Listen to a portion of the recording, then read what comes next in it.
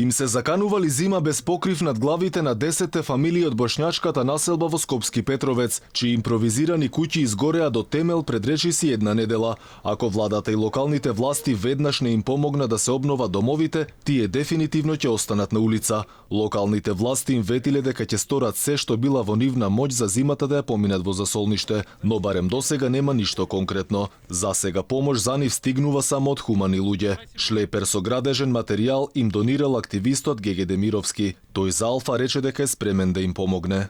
Околу 150 луѓе се граѓани, мислам, надвор се од своите домови, така што имаме тука деца, имаме жени, имаме стари луѓе, имаме инвалиди, хендикап и очекувам од секој еден граѓанин да може да помогне на овие наши браќа одека и што се во моментот запалени овие 11 куќички. Каде се згрижени во моментов семејствата? Во моментот живеат по фамилии, спијат некои по коли, по комбиња, така што Тешко се издржува? тешко, секако тешко. Во моментот, значи, јас сум носил донација лично 4 шлепера, значи големи, еве се гледат можда блоковите.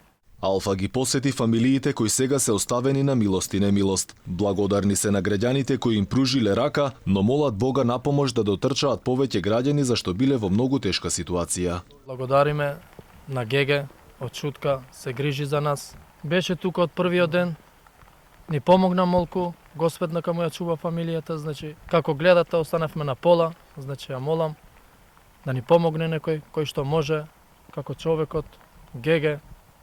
Како Не знам живеете сега? Како се снаоѓате? Сега некој тешко, сега тешко време и сега зима иде, нема. Уште потешко? Уште потешко, Уште значи. иде потешко, да. Имаме по деца, фамилија. значи Нема каде да спиеме, деца имаме, фамилија, стари жени, мајки, све ви кажам, многу на цела Македонија му се благодарам и шала никој да помогне за ова. Пожарот кој избувна минатата недела во Петровец без покрив над главата остави 10 фамилии, откако пламени јазици им ги пеплосаа бараките во кои живееја. Во несреќата немаше повредени лица, а брзата интервенција на пожарникарите го стави огнот под контрола без да се прошири кон околните куќи. Инаку засега не се знаат причините за пожарот, а според информациите тој бил предизвикан од електрична инсталација. Импровизираните објекти надоградувани со години биле со слаб квалитет, но и со дотраена електрична инсталација што може да биде и причина за пожарот, кој е трет по ред во оваа општина во последниве 2 месеца.